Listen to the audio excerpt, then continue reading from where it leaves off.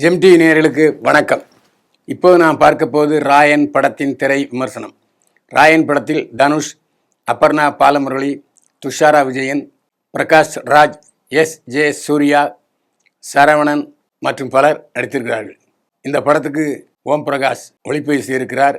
இசைப்புயல் A.R.. Rahman இசையமைத்திருக்கிறார். கதை, திரைக்கதை, வசனம் எழுதி கதாநாயகனாகவும் நடித்திருக்கிறார் தனுஷ். தாயில்லாத குழந்தைகள் தனுஷ், சந்தீப் ராய், ஜெயராம் முரளி, இன்னொரு தங்கச்சி துஷாரா விஜயன். 3 பேரும் கிராமத்தில் இருக்காங்க. கிராமத்தில் இவங்களுக்கு போதிய வேலைவாய்ப்பு இல்லை, சாப்பாடு இல்லை, தங்க இடம் இல்லை. போதாக்குறைக்கு துஷாரா விஜயனையும் கடத்த அந்த கிராமத்தில் உள்ளவங்க சிலர் முயற்சிக்கிறார்கள். இதனால் நகரத்தை நோக்கி வருகிறார்கள் தனுஷ் சகோதர சகோதரிகள். வந்தவர்கள் நேராக வடசென்னைக்கு போகிறார்கள். வடசென்னையாலே சினிமா பாஷையில் வெட்டு, குத்து, அசிங்கமான பாஷை, கட்ட பஞ்சாயத்து, நில ஆக்கிரமிப்பு இப்படி போன்ற சட்டவிரோத 2ஆம் செயல்கள் தான் அங்கே பலர் செய்து கொண்டிருக்கிறார்கள் என்று சினிமாவிலே சொல்லி கொண்டிருக்கிறார்கள். வடசென்னையிலையும் இதே மாதிரி தான், இப்போது இந்த படமும் அதே மாதிரி தான். தாதா எஸ்.ஏ. சூர்யாவுக்கு வலதுகரமாக இருக்கிறார் சித்தப்பு சரவணன். இங்கேயும் அதே மாதிரி எப்படியாவது தனுஷை தங்கள் கூலிப்படையில் சேர்த்து விட வேண்டும் என்று முயற்சிக்கிறார் எஸ்.ஏ. சூர்யா. அதற்கு மறுத்து வருகிறார் தனுஷ். ஆனால் சந்தீப் கிஷன் திடீரென்று அண்ணனிடம் கோபித்து கொண்டு எஸ்.ஏ. சூர்யாவிடம் சேருகிறார், கூலிப்படையில் சேருகிறார். அடி, உத, குத்து, பழிக்கு பழி. திடீரென்று எஸ்.ஏ. சூர்யாவின் வலதுகரம் கொல்லப்படுகிறார். இன்ட்ரோல் பிளாக் இதிலிருந்து ஆரம்பம். இன்ட்ரோல் பிளாக் பரபரப்பாக இருக்கிறது. எதிர்பாராத திருப்பங்கள், கொலை. அதுக்கப்புறம் ஆரம்பத்திலிருந்து குடும்ப கதையாக பயணிக்கிற ராயன் இடைவேளைக்கு அப்புறம் மின்னல் வேகத்தில் ஆக்ஷன் குதிரையாக ஓடுகிறது. எதிர்பாராத திருப்பங்கள், லாஜிக் இல்லாத சண்டைகள்லாம் உங்கள் வீட்டு சண்டை எங்கள் வீட்டு சண்டை இல்லை. எங்கள் அப்பா ரஜினி, கமல், அஜித், விஜய் படத்தில் இல்லாத அளவுக்கு சண்டைகள். இதற்கு காரணம் பீட்டர் ஹெயின். இந்த படத்தினுடைய சண்டை இயக்குனர் பீட்டர் ஹெயின். பீட்டர் ஹெயினும் அவருடைய சண்டை உதவியாளர்களும் பிரமாதப்படுத்தி இருக்கிறார்கள். அதாவது இப்படி திரும்புறதுக்குள்ள ஒரு சண்டை, அப்படி மேலே பார்க்குறதுக்குள்ள ஒரு சண்டை, அப்படி என்று அடுக்கடுக்காக சண்டைகளே வந்து கொண்டிருக்கின்றன. சண்டை காட்சிகளுக்கான முத்திரை படம் என்று கூட இதை சொல்லலாம். பீட்டர் ஹெயின் இதே மாதிரி வேறு ஏதாவது படத்துக்கு உழைத்திருக்கிறாரா என்பது தெரியவில்லை. இந்த படத்துக்கு தனுஷ் கதாநாயகன். தனுஷுக்கு மட்டும் பள்ளிக்கூடத்தில் படிக்கிறவனாலும் ஓகே, காலேஜில் படிக்கிறவனாலும் ஓகே, ஐடியில் வேலை செய்கிற பட்டதாரினாலும் ஓகே, வேலையில்லா பட்டதாரினாலும் ஓகே, எல்லா வேடங்களும் பொருந்தி வருகிற ஒரு நடிகராக கமலுக்கு பின்னால் தனுஷ் தான் இருக்கார். நான் அவரை ஆரம்ப படத்திலிருந்து பார்த்து கொண்டிருக்கிறேன். முதல் படம் துள்ளுவதோ இளமை, அதில் பார்த்தோம்னா தனுஷ் இந்த பொண்ணையும் பால் குடிக்குமா இருப்பார். அதுக்கப்புறம் அடுத்த படத்தில் பார்த்தீங்கன்னா இந்த மாதிரி ஒரு டெரரிஸ்ட், லவ் டெரரிஸ்ட் யாரா இருப்பாங்களா அப்படின்னு மிரட்டியிருப்பார். அதுக்கப்புறம் கர்ணன் போன்ற படங்களில் கிராமத்து விவசாயியாக பரிமளிச்சிருப்பார். அதுமாதிரி இந்த படத்துலையும் வடசென்னைக்கு அப்புறம் வடசென்னை தாதாவாக இந்த படத்தில் மிரட்டி இருக்கிறார். அவருக்கு புரூஸ்லி மாதிரி சண்டை போடவும் தெரிகிறது, சிவாஜி கணேசன் மாதிரி அப்பாவையாகவும் நடிக்க தெரிகிறது. கமலஹாசனுக்கு பிறகு நிச்சயமாக அந்த இடத்தை பிடிக்க போகிறவர், அந்த இடத்தை பிடித்து விட்டவர் என்று சொன்னால் தனுஷ் சொல்லலாம். முக பாவனையை அப்படியே கண்ணை அகலமாக விரிச்சாருன்னா அப்படியே வில்லன், சாந்தமாக பார்த்தா அது மெலடி ஹீரோ, அந்த மாதிரி போகிறாரு. அருமையாக பண்ணியிருக்காரு. இந்த பாத்திரத்துக்கு வேறு யாரையும் நினைத்து கூட பார்க்க முடியவில்லை. அதுமாதிரி இயக்குனர் தனுஷ்ட ஒரு புதிரான விஷயம் என்னென்னா, எல்லா பாத்திரங்களுக்கும் அளவெடுத்த மாதிரி இவரை தவிர வேறு யாரும் சிறப்பாக செய்ய முடியாது என்கிற அளவுக்கு ஒவ்வொருத்தரையும் தேர்ந்தெடுத்துக்கிறார். துஷாரா விஜயன் பல படங்களில் ரவுடி பண்ணா மிரட்டியிருக்காரு, சேரி பண்ணா மிரட்டியிருக்காரு, குடும்ப பண்ணா மிரட்டியிருக்காரு. இந்த படத்தில் தங்கை பாசத்தை மிக அழகாக வெளிப்படுத்தி இருக்கிறார். சந்தீப் கிஷனும் முரளி ஜெயராமும் தனுஷோட சகோதரர்களாக வருகிறார்கள். இல்லை சந்தீப் கிஷன் நல்லவனாக இருந்து கெட்டவனாக மாறுறாரு. ஜெயராம் முரளி நைஸாக நூல் விடுறாரு.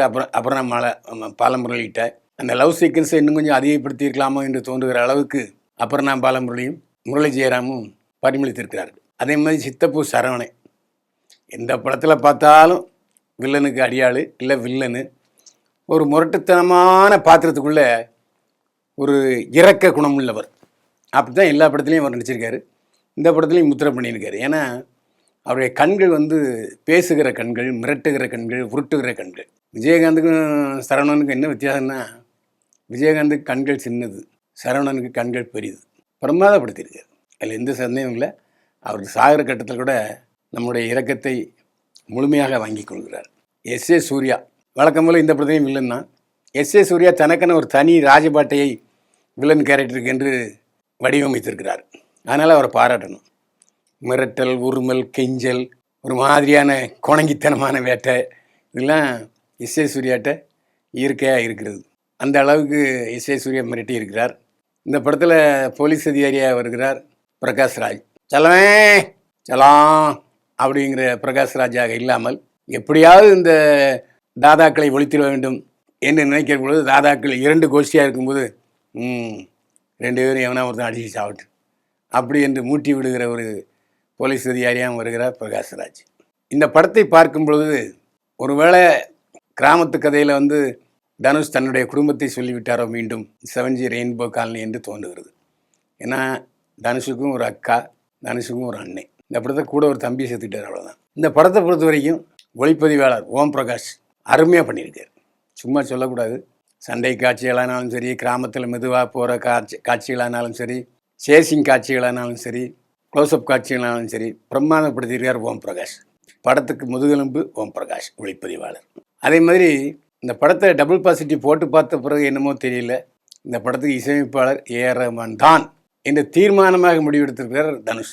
அதுக்கு பாராட்டியே ஆகணும். ஏன்னா இந்த படத்துக்கு உயிரூட்டி இருப்பவர் இசை புயல் ஏஆர் ரஹ்மான். இடையில ஒரு 4-5 படத்தில் அவர் தூங்கிட்டார். அவருடைய சரக்கெல்லாம் தீர்ந்து போயிடுச்சோ அப்படிங்கிற ஒரு ஏமாற்றம் நமக்கு இருந்தது. எந்த படத்துலையும் அவருடைய பாடல்கள் முழுமையாக நம்முடைய மனதை கவரவில்லை. இந்த படத்தில் பாடல்களும் மனதை கவருகின்றன. அதே மேலே பின்னணி இசையிலையும் ஸ்கோர் பண்ணியிருக்கார். வேறு ரேஞ்ச் அப்படின்னு சொல்லணுங்கிற அளவுக்கு சண்டை காட்சிகளுக்கு உயிரூட்டி இருக்கார். ஏஆர் ரஹ்மானுடைய பணி பாராட்ட தந்தது. ராயன் படத்தினுடைய வெற்றிக்கு ஏஆர் ரஹ்மானுடைய இசை பெரிதும் உதவி இருக்கிறது என்றால் அது 100க்கு 100 உண்மை. படத்தின் இயக்குனர் தனுஷ் முதல்ல ட்ராக் எடுத்திருக்காரு, குடும்ப கதையை சொல்லலாமா அப்படின்ட்டு. அப்புறம் சமீபத்தில் விக்ரம் படம், சில படங்கள் சண்டை காட்சிகளுக்காகவே ஓடி இருக்கிறதுன்னு சொன்ன உடனே இவர் சண்டை காட்சிகளுக்கு முக்கியத்துவம் கொடுத்து விட்டாரோ என்ற நினைப்பும் தோன்றுகிறது. இன்றைக்கு அப்புறம் ஒரே சண்டை சண்டை சண்டை. இனிமேல் எந்த நடிகரும் சண்டை காட்சிக்கு இந்த படம் உதாரணம் சொல்லவே முடியாது. அந்த அளவுக்கு பரபரப்பாகவும் விறுவிறுப்பாகவும் சண்டை காட்சி அமைத்திருக்கிறார். என்ன வன்முறை கொஞ்சம் அதிகம். படமும் 3 மணி நேரம் ஓடுது. ஏ சர்டிஃபிகேட்னா குழந்தைகளோட தியேட்டருக்கு வர முடியாது. ஆனால் இதற்கு முழு பொறுப்பேற்றுக் கொண்டிருக்கிறார் சன் பிக்சர்ஸ் கலாநிதி மாறன். தனுஷ் கொஞ்சம் 15 நிமிஷம் காட்சியில் குறைச்சணும் சார்னு சொல்லியிருக்காரு. இல்லை நல்லா இருக்குது அவருடைய பார்வையில். கலாநிதி மாறன் பார்வையில் இந்த படம் நல்லா இருக்குது, ஏ சர்டிஃபிகேட்னாலும் ஓடும், ரிலீஸ் பண்ணலாம் அப்படின்ட்டு அவர் தான் தைரியம் கொடுத்துருக்கிறார். எனவே அந்த விஷயத்தில் தனுஷை குறை சொல்ல முடியாது. இந்த படத்தை பொறுத்த வரைக்கும் குழந்தைகளோடு பார்க்க முடியாது என்றாலும் கூட தைரியமான கணவன் மனைவி, தாத்தா பாட்டி, பெரியப்பா சித்தப்பா, மாமை மச்சான், அக்கா தங்கச்சி எல்லாரும் பார்க்கலாம். சண்டை படம் பார்க்கிறவர்களுக்கு இந்த படம் ஒரு ரசகுல்லா. எத்தனை வேணாலும் லபக்குன்னு உள்ளே போட்டுகிட்டே இருக்கலாம், எத்தனை இடம் வேணாலும் பார்க்கலாம். சிலர் படத்தில் அறுசுவை விருந்து வேணும்னு கேட்பாங்க. கூட்டு, பொரியல், மோர், அப்பளம், அப்புறம் முறுக்கு எல்லாம் கேட்பாங்க, ஊறுகாய் எல்லாம் கேட்பாங்க. அந்த மாதிரி இந்த படத்தில் பொழுதுபோக்குக்காக வருகிறவர்கள் காமெடி கேட்பாங்க, நோ காமெடி. அதுமாதிரி குத்துப்பாட்டு, நோ குத்துப்பாட்டு. மெலோடி, லவ் அதுவும் கொஞ்சம் மிஸ்ஸிங். எனவே அந்த காமெடி எதிர்பார்த்து வர்றவங்க கொஞ்சம் ஏமாற்றப்படுவார்கள், அதில் எந்தவித சந்தேகமே இல்லை. மற்றபடி அதிரி புதிரியாக சண்டை காட்சிகளை விரும்புகிறவர்களுக்கு இந்த படம் அல்வா தான். லபக்குன்னு போட்டு விழுங்கிக்கிட்டே இருக்கலாம். எத்தனை முறை பார்த்தாலும் திகட்டாத படம் ராயன். பவர் பாண்டி படத்தை இயக்கிய தனுஷ் இந்த படத்தில் மிஸ்ஸிங். ஒருவேளை அந்த கதைத்தளம் வேற, இந்த கதைத்தளம் வேற என்று நினைத்து விட்டாரோ தனுஷ் என்று தோன்றுகிறது. ஏன்னா ஒரே ஒரு சீல் குத்திடக்கூடாது இயக்குனர் தனுஷுக்கு என்று சொல்லி மாற்றி ஆக்ஷன் டைரக்டராக மாறிட்டாரோ என்னவோ தெரியவில்லை. அப்படித்தான் தோன்றுகிறது. ராயன் படத்துக்கு பைல்வான் பார்வையில் 100க்கு 52 மதிப்பெண்கள். மீண்டும் சந்திப்போம்.